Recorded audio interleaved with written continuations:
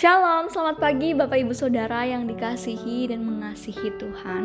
Firman Tuhan di dalam Matius 7 ayatnya yang ke-12 hingga 14. Namun saya akan membacakan ayatnya yang ke-12. Segala sesuatu yang kamu kehendaki supaya orang perbuat kepadamu, perbuatlah demikian juga kepada mereka. Itulah isi seluruh hukum Taurat dan kitab para nabi. Yang berbahagia setiap kita yang bukan hanya menjadi pendengar tetapi menjadi pelaku kebenaran firman Tuhan. Bapak Ibu yang dikasihi Tuhan, banyak hal yang dapat kita responi dalam pembelajaran kita, perenungan kita sepanjang satu hari ini. Sejauh ini Bapak Ibu Saudara, ini memperlihatkan mungkin sebelumnya khotbah Yesus di bukit. Ini mengajari kepada banyak orang cara hidup, yaitu mengajari kita juga tentang tanggung jawab terhadap Allah, di hadapan Allah. Alkitab banyak yang menunjukkan tentang hal menyukakan hati Allah, berkenan di hadapannya. Alkitab juga memberitahu kepada setiap kita dengan tepat seperti apa kebenaran yang melebihi kebenaran duniawi, yaitu kebenaran dari Allah. Kita melihat Bapak Ibu Saudara, Yesus tidak menutup-nutupi segala macam bentuk standar Allah yang tak terbatas dan setinggi langit.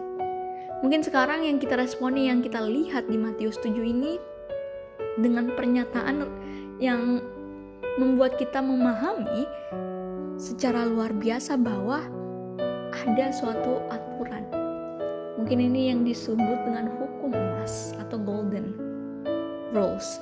Nah, di dalam hal ini penafsir menafsirkan bahwa ada nasihat untuk mengikuti Yesus meskipun pada kenyataannya merupakan hal yang sulit.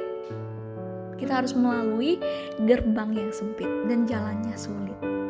Meskipun begitu Bapak Ibu Saudara, Yesus menjelaskan bahwa mengikuti Dia adalah salah satu-satunya jalan untuk menemukan kehidupan itu sendiri. Kehidupan yang bersifat kekal. Karena Yesus sendiri telah menyatakan bahwa Dia adalah jalan, kebenaran, dan kehidupan. Saya rasa setiap kita pun memahami hal yang sama. Lalu bagaimanakah Bapak Ibu Saudara kita merefleksikan hukum emas tadi dalam hubungan kita dengan Yesus? Pertama Bapak Ibu Saudara, di ayat yang ke-12 Yesus mengajarkan sebelum khotbah di bukit bagaimana aturan itu dijelaskan dan kemudian dipraktikkan hingga akhirnya merangkum suatu ringkasan, kasihilah sesamamu manusia seperti dirimu sendiri. Ini merangkum suatu hukum terutama, yaitu kasihilah Tuhan Allahmu dengan segenap hatimu, jiwamu, akal budimu, dan kekuatanmu. Bagaimana Bapak Ibu Saudara ketika Yesus mencerminkan ke semua hal yang demikian yang telah dinyatakan dalam kehidupan setiap kita. Bagaimana Yesus mencirikan pusat dari hukum tersebut. Dijelaskan di ayat berikutnya Bapak Ibu Saudara, ini membuat gerbang yang lebar itu begitu lebar. Apakah demikian Bapak Ibu Saudara? Apa yang membuat cara mudah itu begitu mudah untuk dijalani? Mungkin kita akan melihat Bapak Ibu Saudara bahwa ada faktor-faktor di mana menyebabkan begitu banyak orang masuk gerbang ini dan melakukan perjalanan melalui jalan ini. Lalu Bapak Ibu Saudara, mengapa jalan ini akhirnya berujung pada kehancuran? Seolah-olah kita dipermudah, diperlancar, jalannya lebar dan banyak orang mengikuti jalan tersebut. Sama halnya Bapak Ibu Saudara ketika kita menggambarkan dalam kehidupan pribadi kita sendiri, barang bawaan yang besar yang ingin kita bawa dalam perjalanan. Nah, mengapa Bapak Ibu Saudara kita membawa barang-barang tersebut, memasukkannya dalam bagasi dan menjadikan gerbang yang lebar dan jalan yang begitu mudah itu menarik bagi setiap kita untuk dipermudah jalannya. Dan banyak juga yang mengikuti hal yang sama. Bapak Ibu Saudara, menarikkah itu bagi kita secara pribadi? Atau Bapak Ibu Saudara, apa yang membuat kita begitu rumit memilih pilihan yang sulit, nampaknya sulit untuk dijalani ketika jalannya sempit, gerbangnya sempit. Apa yang membuat jalan yang sulit itu menjadi begitu sulit? Kenapa Bapak Ibu Saudara gerbang yang sempit dan jalan yang sulit begitu sulit ditemukan? Saya rasa tidak ada orang yang mau mungkin memilih hal yang rumit dalam kehidupannya. Namun Bapak Ibu Saudara, mengapa Yesus bersikeras bahwa hanya gerbang sempit dan jalan sulit inilah yang menjadi jalan menuju pembebasan? Bukan berarti Bapak Ibu Saudara kita harus memilih hal yang demikian, tetapi Bapak Ibu Saudara ini diartikan secara harafiah, di mana merupakan suatu pembebasan akan keselamatan yang benar-benar terjadi dalam kehidupan mereka.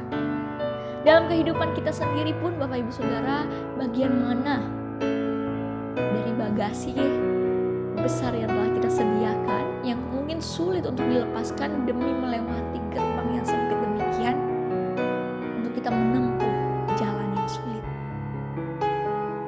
Saya rasa kita akan memikirkan dan mempertanyakan bagaimana Yesus juga adalah pintu yang sempit yang sulit ditemukan. Bagaimana Yesus jalan menuju kehidupan? Apa yang membuat perjalanan Yesus itu sulit menjadi kabar baik bagi orang-orang yang bekerja keras dan berbeban berat? Apakah kita merasakan hal yang sama Bapak Ibu Saudara? Bagaimana kita merasa kuk yang dipasang di dalam pundak kita itu begitu berat adanya? Lalu bagaimana berat kuk yang Yesus pikul, namun juga lembut, dengan rendah hati dia mau menerima semua hal yang demikian. Dia tetap tenang dan dia tetap ringan. Menggambarkan Bapak Ibu Saudara bahwa demikian halnya dengan setiap kita. Kita mungkin tidak bisa sempurna demikian, tapi kita terus belajar diperbaharui. Bahwa apakah Bapak Ibu Saudara di tengah tekanan yang kita hadapi datang mendorong kita silih berganti? Apakah kita akhirnya bergantung pada barang tadi yang kita bawa itu, untuk kita dapat dipermudah melewati hal yang salah, melewati hal yang seolah-olah menawarkan kepuasan demi meninggalkan dan menemukan kehidupan hanya di dalam Yesus? Apakah kita Bapak Ibu Saudara bersedia hati untuk tidak bergantung lagi kepada kenikmatan yang ada, tetapi mendatangkan hati kita, pikiran kita menemukan kehidupan yang sejati di dalam Yesus Kristus? Mari temukan Bapak Ibu Saudara di setiap kehidupan kita, dan pahamilah rencana perkenanan Allah dalam kehidupan langkah juang kita. Mari kita berdoa. Tuhan, kami bersyukur dan berterima kasih hari ini, di mana Tuhan masih memberikan kami kesehatan, kekuatan, hikmat, dan kebijaksanaan Tuhan. Kami percaya di balik ini semua bukan berarti Tuhan kami membalas kejahatan dengan kejahatan di balik setiap orang yang melukai kami, tetapi kami percaya Tuhan ada rencana dan maksud Tuhan merancangkan segala sesuatunya dan menetapkan hukum emas ini menjadi hukum kasih, sehingga kami Tuhan dapat meresponinya terhadap sesama kami. Kami rindu dan bersyukur juga Tuhan untuk saudari Ivana Pebi yang berulang tahun, dan Ibu Anggi Twin Pravita yang berulang tahun. Berkati mereka Tuhan dalam setiap hal yang mereka gumulkan, kesehatan dan finansial keluarga mereka, segala sesuatu yang Tuhan cukupkan untuk mereka juga senantiasa sehat selalu dan tetap di dalam lindungan kasih Tuhan. Berkatilah apapun yang mereka kerjakan, supaya mereka dapat mempermuliakan nama Engkau lebih sungguh lagi. Di dalam nama Yesus Kristus kami berdoa dan mengucap syukur. Amin.